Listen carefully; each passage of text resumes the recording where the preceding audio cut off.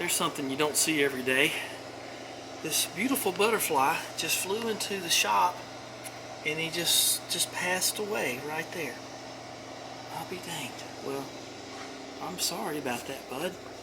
Well, you made it to be a butterfly. Few of pupae larvae things do. So, well, thank you for your service. I don't know what you were thinking, but I guess those things are probably too hot or something. I don't know.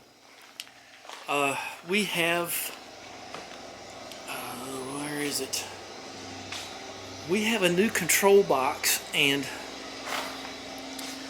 dynamo for the beast here, and I'm gonna wire this right.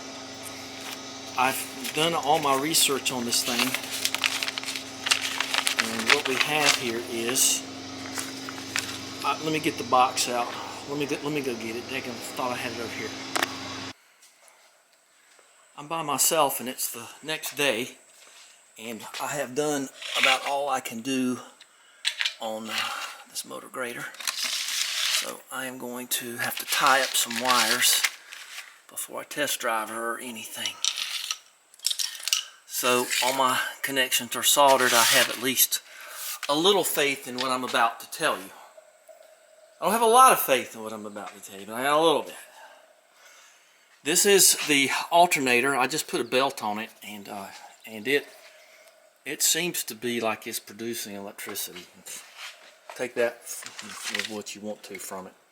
Here is the old amplifier, and as much as I don't want to, I'm going to turn this light on. And it is, we got a new amplifier, and it depends on your model. But this old amplifier was very poorly wired. It was very filthy, very old, and it worked great there for a time. It don't work great no more. But you can see it's red, starting from your right. Red, light blue, green, yellow, black. And so that goes in there. And this is the new one. It's been installed. I've wired it, and I'll tell you the way I wired it, and we're going to see if it works. So here's the new dynamo or alternator or whatever it is you want to call that puppy. And it's a 2-wire situation, or 2-post, however you want to look at it. So the new one, near as I can sort out, red goes to the positive side of the battery terminal. Did that? Light blue and light blue, which are not together, they go to the alternator. And I am under the assumption, since this generates power in either direction about the same, I got about 1 volt alternating current out of that. Now, I'm going to tell you why it smoked up on us the other day. I try not to say anything because this isn't my stuff, and I'm not going to teach them. They're not going to listen to me. That's alternating current, and that's direct current. Okay, it's pretty simple. So the alternating current must be changed into direct current in order to charge the battery. So that's what the 2 light blue wires do. The green, that near as I can tell on this thing, it goes nowhere. The black goes to earth. The yellow goes to the hot key. When you turn the key on, you have to, my guess is you have to excite this thing, but I don't think you do. It's not really an alternator. My alternator dreams have gone up in smoke, no pun intended. They don't seem to want to do that, although it would be easier and simpler. But I hope that I have wired this thing correctly. It is basically 5 posts if you take away the earth, and then you get this plug. So what I had to do was, since this thing is a 1989 or whatever it is, the wiring harness is not only just, let's just be kind about it, it has been totally raped. I mean, this thing just got nothing going for it. I'm just telling you.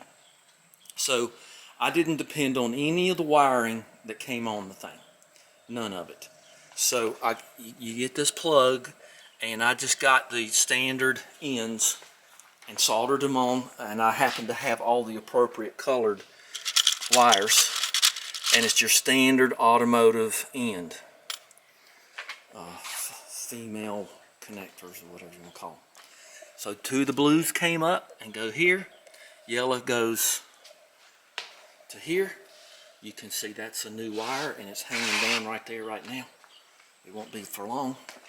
The red one goes to the battery post right there, and I made its own individual earthing strap. Now if you got an alternator, you have to earth it, and I don't think you have to earth this thing.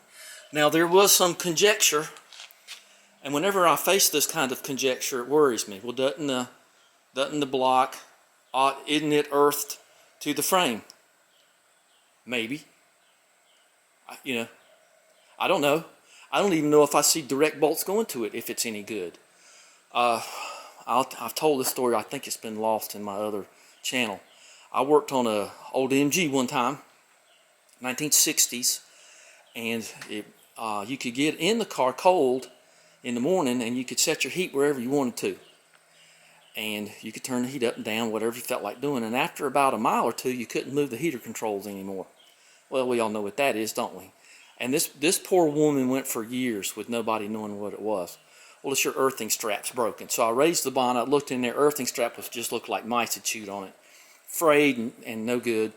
So what was happening is these things have old steel inner and outer cables. It was earthing through the heater cables, the motor was. Okay? So I don't trust, and any sentence that starts on electrical, well, isn't it?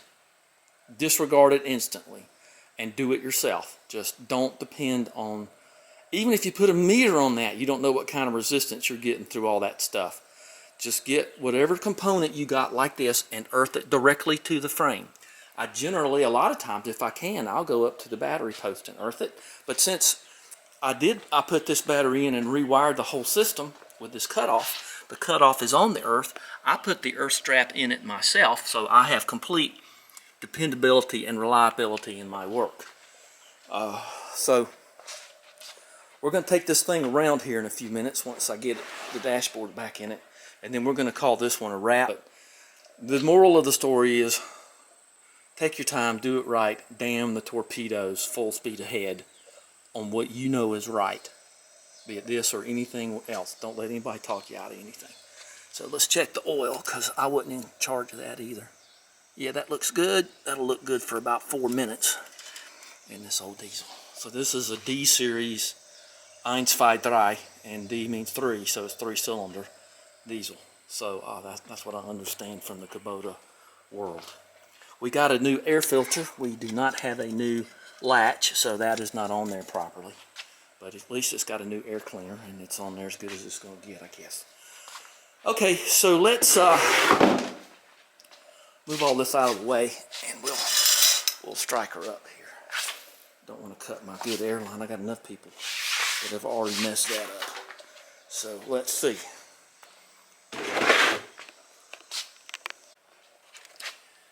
So the other thing to know about these units is that they don't pull a lot of power once you get them started. The glow plugs take a lot of power, but I think this is 12.75. Yeah, 12.74. See, I wrote it right there the other day. So she hasn't lost anything just sitting here. Now the other thing I've done too is I have gone to milliamps, and I've gone here to here, and we have a pull somewhere of 2.55, which is a little on the high side for this thing. Somebody had the wrong fuse size in it. So let's see what we get now, because I think it's that motherboard box thing. See, now we get nothing. Come on down to 0, baby. So you take that out and you got nothing. You got no pull. Let's go to voltage just kind of for fun. And so you're going to get that. Oh, I know what was I thinking. I'm sorry. Well, that ain't it then. Okay, so there's something in this thing that's pulling, and I don't know. Oh, that's nice. You always want that to work like that. You always want that floating around on. So there is something in here pulling power. I don't know what it is. That's why I like mechanical gauges and whatnot, because you don't have to worry about them. So we're showing 12.75 volts on this thing. let's crank her up and see what kind of voltage we get. Now we're going to start lower because I'm getting ready to run the glow plugs for a little bit. So we'll see how it goes. Now I guess you notice it's running. Let's see what kind of voltage we get now. We're at 12.7583. There you go, 12.94. Let's see this charging. Alright. Look at her flying. Go Danny. Make 13. Make 13, Danny. There you go. So we're exactly where we were right there. I don't know why. Got air in the system probably. I don't think we changed the fuel filter. He may have. I can hear thunder even over this thing. So as we know, these things don't pull much current once you get them cranked up. So I had to hold the glow plug for a while. There we go. Let's go here. He didn't change that. I'll tell him. I'll tell him it's charging. Let's see what it does here. And we probably need a fuel filter. Right up here. We got 13 volts. 13.2. Alright, let me send you a message.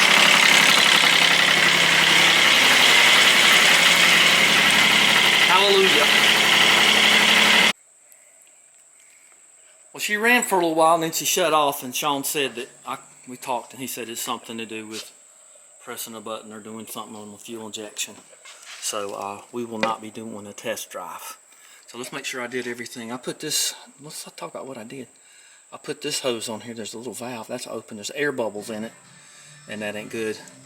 And we put a new hose there. I had that, and new hoses here. So they did do some work on. And there's a funky hose right in the flipping middle of the thing. It's like an old, like a Jeep, ain't it? And so there's a hose right there in the middle of everything. I mean, you got to take all this off to get to it. So we did that one, and then we did this one here too. Yeah, you can see that one way up inside of there. So she's, you know, she's gonna be fine. She's probably, she's probably due for an engine overhaul. But anyway, that's gonna be it.